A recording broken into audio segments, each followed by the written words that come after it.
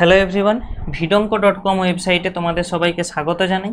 আমি সৌরভ দে, তোমাদের math tutor. এখানে যে প্রশ্নটি নিয়ে আলোচনা করব, দেখো বলা হচ্ছে দুটি টেবিল ও তিনটি চেয়ারের দাম 1075 টাকা, আবার তিনটি টেবিল ও 8টি চেয়ারের দাম মোট দাম 1875 টাকা। তাহলে একটি টেবিলের দাম কত হবে আমাদেরকে নির্ণয় করতে হবে। তো আমি ধরি একটি টেবিলের দাম আমি ধরে নিচ্ছি x টাকা এবং একটি চেয়ারের দাম আমি ধরে নিচ্ছি y টাকা।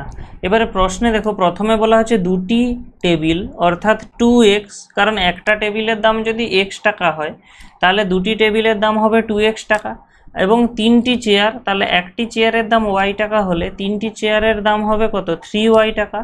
এটার মোট দাম দেওয়া আছে 1075 এবং এটাকে আমি 1 নম্বর সমীকরণ দিচ্ছি। 2 নম্বর সমীকরণে দেখো বলা আছে তিনটি টেবিল, তাহলে একটা টেবিলের দাম x টাকা হলে তিনটি টেবিলের দাম হবে 3x টাকা।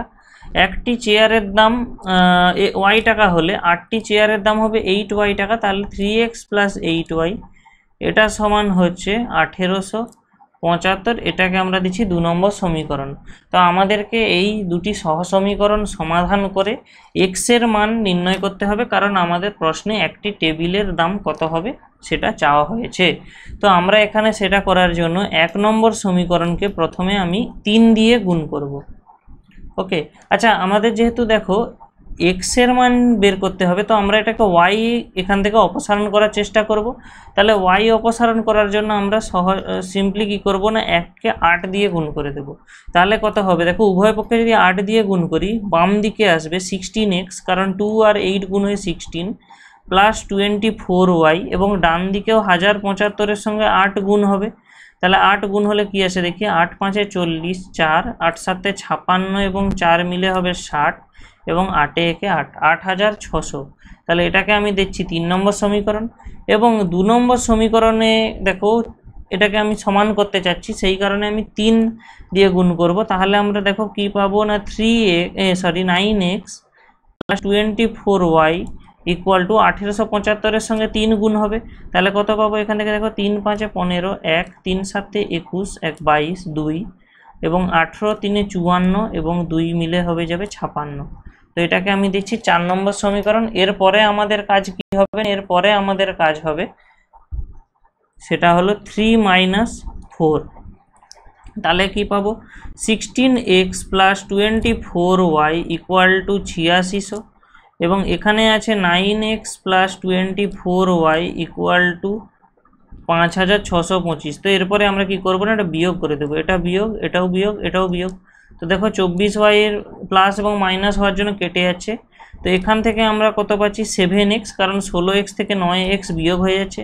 এবং ডান দিকে আমরা পাচ্ছি, দেখো বিয়োগ করলে এখান থেকে আসবে 5 7 9 এবং 2। তো আমাদের কত এলো এখান থেকে না, 2975। তো আমাদের এখান থেকে যেহেতু আমাদের একটা টেবিলের দাম বের করতে হবে, অর্থাৎ x এর মান নির্ণয় করতে হবে, তাহলে x সমান কি আসবে, 2975/7।